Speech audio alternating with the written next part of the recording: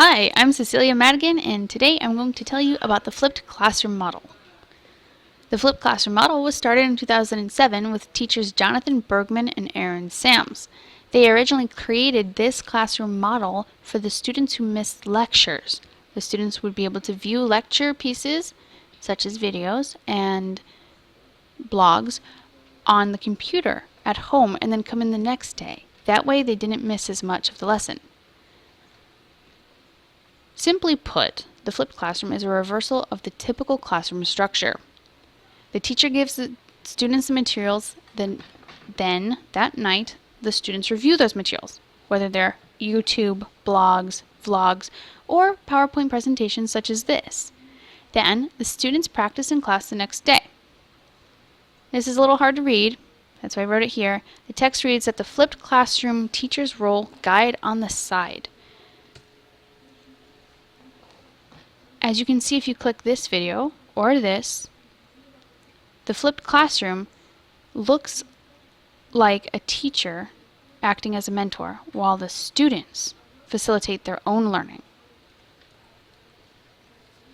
There are various benefits to the flipped classroom model, such as less lecture time in class. There's more teacher as tutor time, which means that the teacher gets to have more one-on-one attention with the students. There's more activity and practice time, which furthers the depth of learning.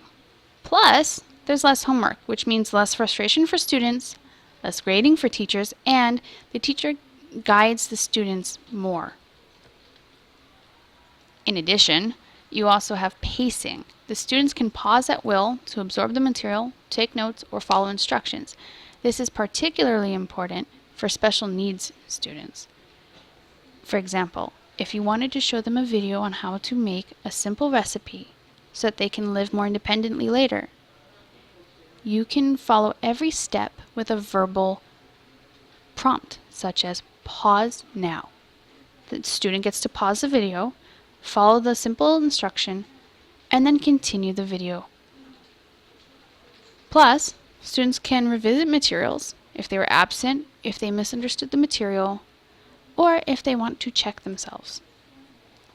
The downsides, well, of course, not all students have internet. This can normally be rectified by lunchtime meetings with you or after school in the library. Some students will not use these resources, regardless of internet access. This begs the question, what if they don't watch the video? This video is done by Katie Gimbar. She's an 8th grade Math and Algebra 1 teacher. She explains that basically, if the student isn't doing the homework, they're probably not going to be doing the homework anyways. So, the next day in class, you can put them in the back of the room and have them catch up, while the rest of the class moves on with the activity. Once they've caught up, they can rejoin their peers. To check to see if the students are still doing that work, you can do various things. Katie Gimbar chooses to have her students do notes.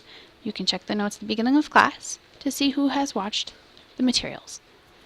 If you're interested, you can visit any of these sources to find out what I've been talking about.